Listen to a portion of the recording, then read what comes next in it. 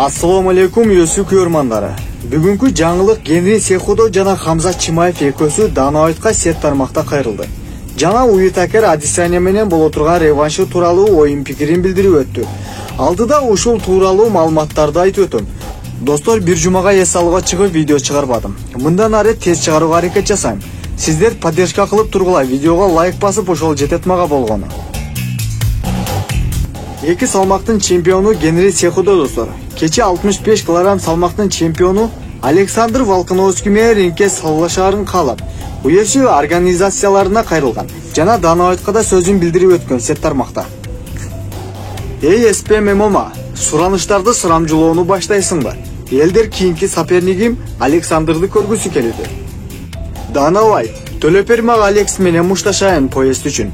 Бирок Джек Полду жеңемин бекер гана, деди Генри Сехудо. Менимче достор, Джек Пол Сехудо үчүн чоңдук кылып коебу дейм да. Силер кандай ойлойсуңар бул тууралуу? Ал эми Хамзат Чимаев Instagram баракчасына бул сүрөттү коюп, бул сөздөрдү Дана Уайтка карата айтып өттү.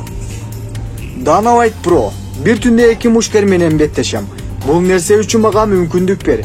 Бул тамаша эмес, деди Хамзат Чимаев Instagram баракчасында. Эгерде тууганда бир кечеде эки мушкерди чакырышындагы себеби балким Хамзат Чимаев башка мушкерлерди да рухий жактан сындыруу болсо керек менимче. Дагы билбейм башка. Кийинки кабар, Роберт Уитакер Адесanya менен болгон биринчи саллашуусуна интервью берип өттү достор. Реванш кандай болору тууралуу. Бул саллашуу башкача аяктарын айтып өткөн. Мен абдан ударларды сагындым. Баштагы болуп өткөн саллашууларда менин чоң каталарым болду. Мен ойлонбой ага атака жасадым. Күтүлбөгөн жерден анын тузагына илиндим. Болгону мендеги ой башкача болгон. Алдыга умтулуп анын башын жулуп алгым келген эле. Бирок пайдасы тийген жок. Баары тескери болду. Эми мурункудай саллашкандай урушпайм. Мен бул нерсеге сценарий түздүм. Абдан ойлонуп чыктым. Мен өч алуу үчүн оюмдагы нерселерди жасайм.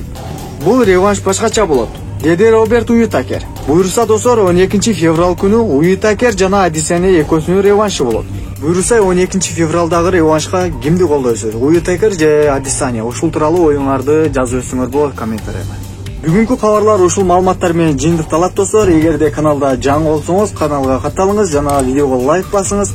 Ар дайым биз менен болуңуз. Кийинки роликке чейин амандашалы.